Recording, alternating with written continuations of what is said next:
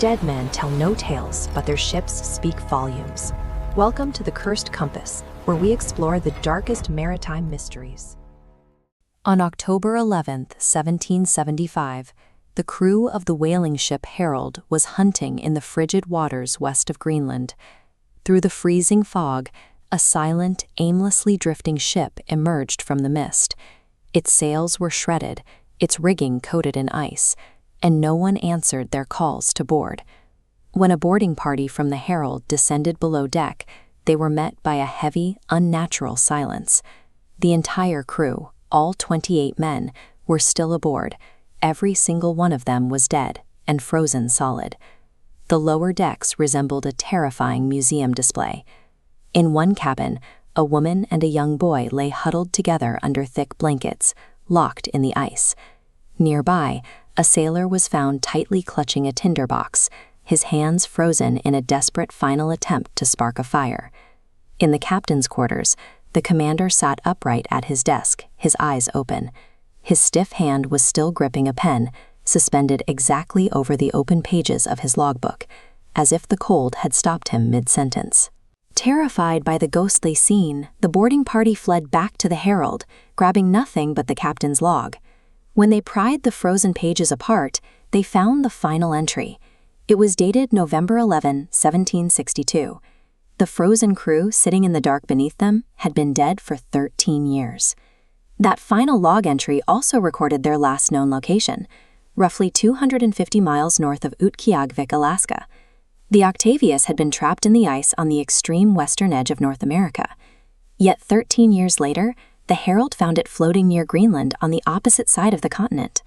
A ship crewed entirely by dead men had somehow navigated the deadliest, unmapped maritime maze on Earth. To understand how the Octavius ended up there, we have to look at how the voyage began. In 1761, the ship left England on a routine, highly profitable merchant run to China. They unloaded their cargo, restocked for the journey back, and set sail. On the return trip, the region was experiencing unseasonably warm weather. The captain saw calm seas and melting ice and decided to take a massive, unproven shortcut home. This map illustrates the Northwest Passage, a theoretical trade route that explorers believed connected the Pacific to the Atlantic, directly through the Canadian Arctic. Finding this route was the obsession of 18th century sailors. It promised immense wealth and historical fame by cutting thousands of miles off global trade routes. But it was also a labyrinth of shifting ice and freezing straits that no ship had ever survived. In fact, the Northwest Passage was so treacherous that it would not be successfully navigated entirely by water by a living crew until the Norwegian explorer Roald Amundsen accomplished the feat in 1906. The captain of the Octavius was nearly a century and a half too early. In the late fall of 1762, the unseasonable warmth abruptly ended. The Arctic pack ice violently closed in around them, gripping the wooden hull tightly and locking the ship in place north of Alaska. The captain had gambled the lives of his crew for a chance at maritime glory. As the endless darkness of the Arctic winter set in, the ship was transformed into an inescapable frozen tomb. Inside the hull, the reality was horrific. With the ship immobilized, the crew burned the last of their coal, then watched their food and heat run out. The bitter cold crept through the timber, and one by one, the 28 men, along with the captain's family, succumbed to the freezing temperatures.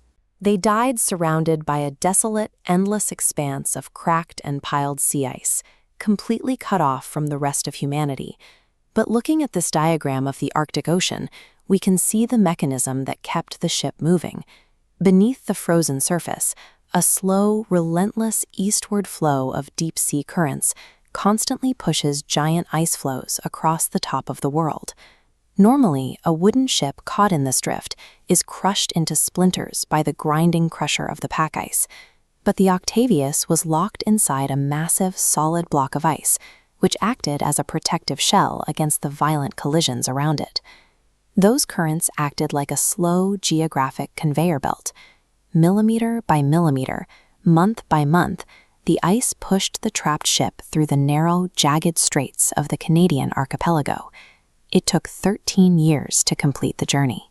The merciless ice that starved and froze the crew of the Octavius to death became the very vehicle that carried them to their destination. They had conquered the fabled passage. It is an incredible story, but when we examine the specific details, the physical plausibility of the legend begins to fracture. The most famous image of the tale, the captain freezing so instantly that he remained perfectly posed at his desk with a pen in hand, defies biology. When humans experience terminal hypothermia, the brain and body undergo extreme distress. Victims suffer severe confusion, often shedding their clothes or frantically burrowing into small spaces to retain heat. Freezing to death is chaotic and restless. It does not leave a crew aesthetically posed like mannequins in a wax museum. Historical skepticism deepens when we look at the publishing trends of the era. Throughout the 18th and 19th centuries, newspapers frequently printed sensationalized ghost ship stories to sell copies to an ocean-obsessed public. In fact, the story of the Octavius has a near-identical twin. In 1828, a published account described a ship called the Gloriana. It too was reportedly discovered frozen in 1775 by a different captain, with the exact same posed bodies and the exact same dates recorded in its logbook. To this day, no primary source logbook, physical artifact, or official registry matching the Octavius has ever surfaced. This suggests the tale is likely an amalgamation of several very real, documented Arctic tragedies, blended together over decades of tavern storytelling. But whether the wooden ship itself existed is entirely beside the point. The story endured because it perfectly captured the very real, visceral psychological fears of 18th century sailors who spent their lives navigating into the unknown.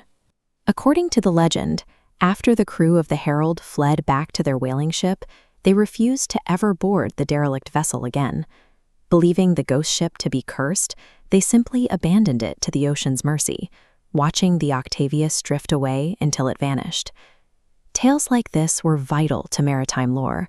They functioned as a physical manifestation of the sea's uninviting power, a way for sailors to articulate the ever-present threat of a violent, lonely death far from home.